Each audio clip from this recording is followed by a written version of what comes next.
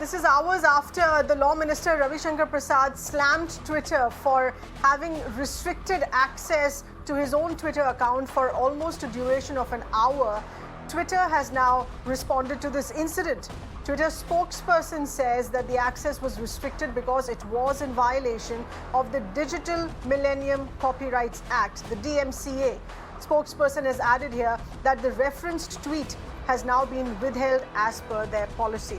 So the account is now active, but the referenced tweet is now being withheld as per their policy, and they have in fact also specified here why this happened. They have listed out what the nature of violation was.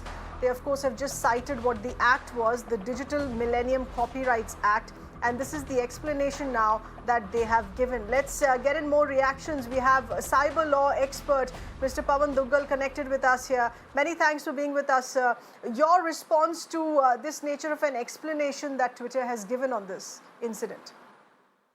Well, very quickly, you have to understand that when Twitter is operating in India, it will be governed primarily by the Indian law and not by the Digital Millennium Copyright Act, which primarily would be a legal framework for the purposes of ensuring that there is no copyright violation.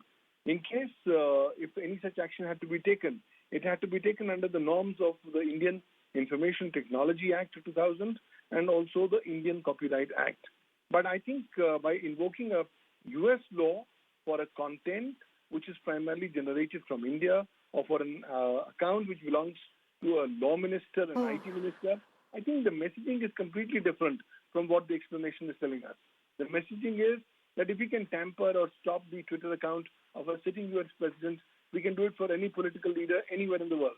And we are not really necessarily concerned with local laws.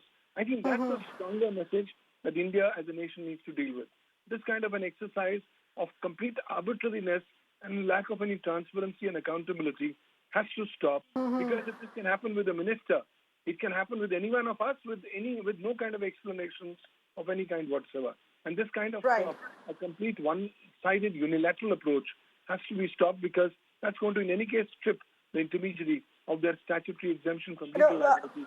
Pavan Duggal, that's a very interesting reading of the situation here. So you feel that this, what happened, this incident, is only, the purpose of this incident is perhaps only a message that Twitter is trying to send out, that we're not operating with the IT guidelines of what have been announced by the government of India. We're looking at this through the spectrum of what is a US copyright law. Clearly, I think the messaging is very clear. They want to give a message that I'm an American company, I'm governed by American laws, and I will primarily follow American laws. If you want me to follow your laws, I'm not so interested. Now, if that's the message that's coming loud and clear, the ball now shifts into the court of the government to see what kind of action that they can take. The government, if it wants, it can start criminal action against Twitter under Rule 7 of the Information Technology Rules 2021. But whether such a criminal action will be started or not will be dependent as to whether there is any political will in this regard in the current government. Right. This is also a lot of muscle flexing now that is coming in from Twitter here. How do we look at this in terms of viewing how other countries have dealt with Twitter? Is there a precedence to Twitter following localized single country laws where they are operative in? First and foremost, we have to appreciate that Twitter is not created by an act of God. It is also not something which is beyond or supreme or over and above the law of any sovereign government. So Twitter has to make a conscious business decision. Does it want to do business in India? If so, it has no choices but to comply with the sovereign law passed by the sovereign government of a sovereign nation, being India. But if it chooses not to comply, then I think the government of India can potentially take appropriate steps which can make situations difficult for the purposes of conducting business in India.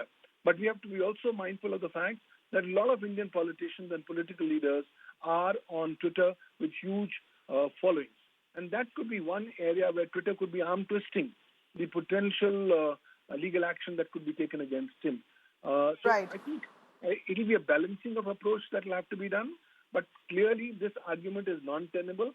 by Twitter that I will continue to operate in India, I will continue to monetize India, but I will also not comply with Indian law.